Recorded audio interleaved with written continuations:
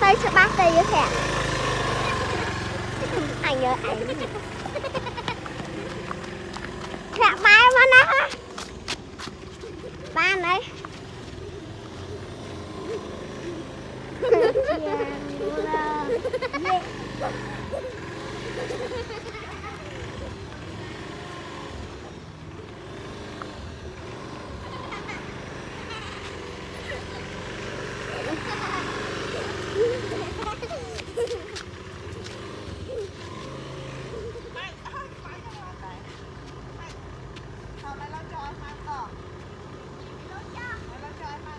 À thở tỉ.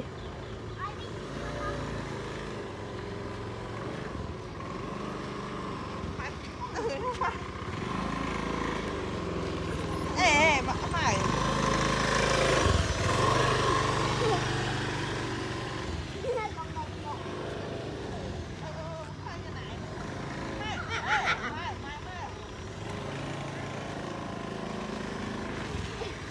Hai cái này.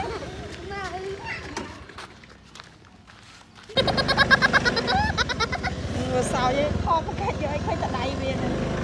Khơi cái, khơi tại đây viên. Ê, cái này. Ê,